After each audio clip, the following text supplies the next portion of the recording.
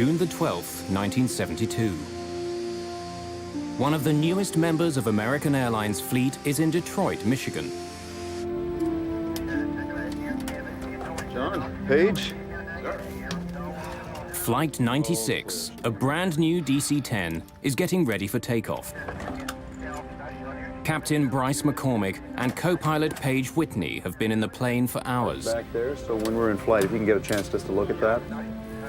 Detroit is just a stopover on a flight from LA to Buffalo and then to New What York. you got there? You ready to try one, Paige? All right, sir.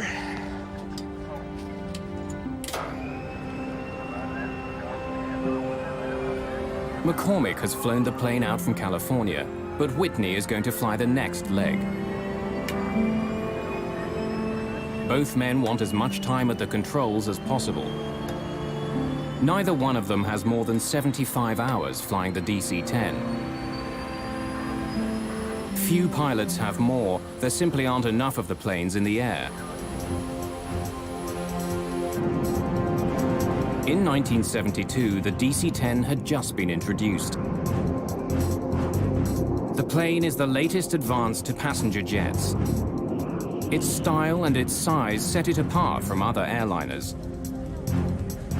The McDonnell Douglas Corporation has spent more than $1 billion developing it. In the late 60s, there was a race going among the three major manufacturers of jetliners, McDonnell Douglas, Boeing, and Lockheed, to see who could get the first jumbo out.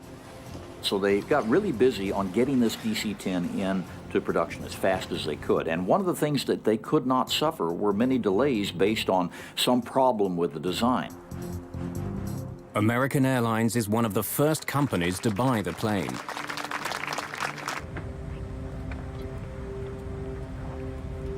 Flight 96 is one of those planes. Just the 5th DC-10 ever built.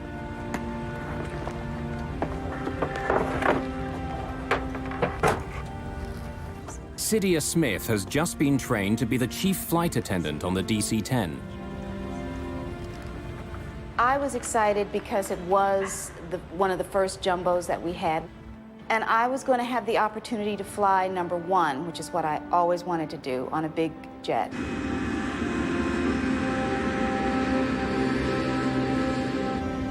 Okay, you got it?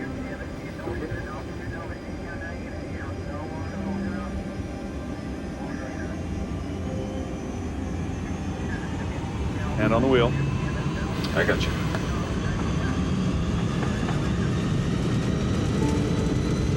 V1, rotate.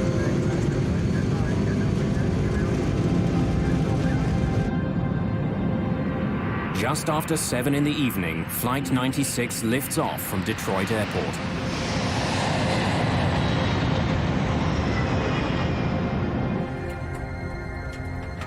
Just minutes after takeoff, the plane is rising easily through 3,500 meters over Windsor, Ontario, Canada.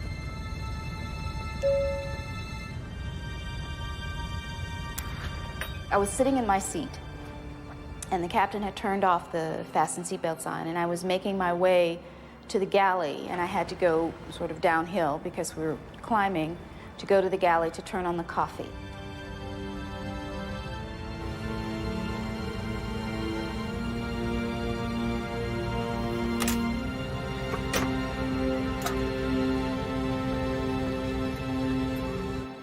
When I punched the coffee and I moved over to one side, that's when it happened.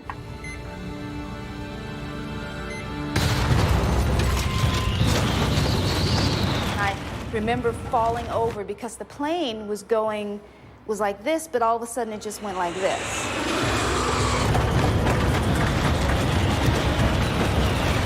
I saw ceiling compartments fall, and I saw things coming out of pockets and everything, and I thought to myself, oh boy.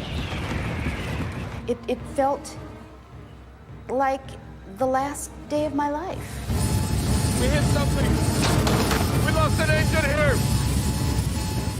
In the cockpit, the crew is fighting for control of their jet. The throttles which control the 3 engines have snapped to idle. The plane loses almost all its thrust. The huge jet begins slowing down. The plane immediately took a huge drop.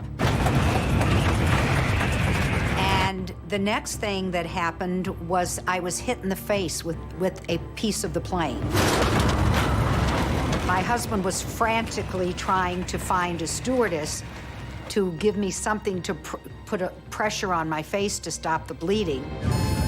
Let me have it! McCormick takes over control of the plane. He and Whitney wrestle the jet level. But Flight 96 has been badly damaged. Have we got hydraulics? No, I've got full rudder here. The rudder on the tail, which controls the direction of the jet, is jammed to the right. That's forcing the plane to swing dramatically in that direction. While McCormick fights to turn his damaged plane back to Detroit, Cydia Smith is shocked to see a gaping hole in the floor of the main passenger cabin. People were asking me, what to do, and I knew that I didn't know what to tell them. Smith has been able to account for all of her passengers. But flight attendant Sandra McConnell is missing. Sandra! Can you hear me? Sandra, where are you? And finally, I saw her come out of one of the bathrooms. McConnell has to cross the hole in the floor to move to safety.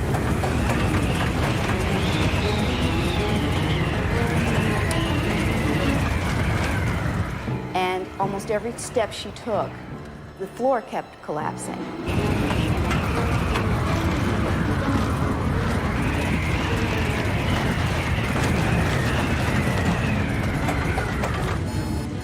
The crew brings up power to the engines on the wings. But the third engine on the tail stubbornly refuses to respond. Center, this is American Airlines Flight 96. We got an emergency. American 96, roger. Type of emergency? We've got a jammed rudder. We need to get down and make an approach. Along with his engine and his rudder, McCormick is also having trouble controlling the elevators on the tail of the plane. They help him move the massive plane up and down. They're slow to respond, but he can move them. The situation isn't completely hopeless. I think it's going to fly! American 96, turn further right, heading 200. Without complete control of the elevators, and with a rudder that's frozen to the right, McCormick has to use his engines to turn the plane. By increasing the thrust on one side of the plane, he can change direction. But it won't be fast. I have no rudder control whatsoever. So our turns are going to have to be very slow and cautious. All of the passengers move as far away from the hole in the back as possible.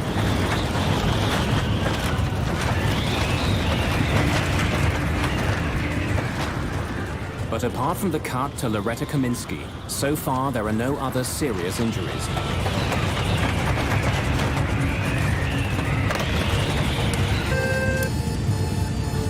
Captain, there's a hole in the back of the plane. A hole. Yes, sir. What do you want us to do? Get everyone ready for an emergency landing. Bryce McCormick's DC-10 is badly damaged. The lives of everyone on board now depend entirely on his ability to land a plane that can barely fly.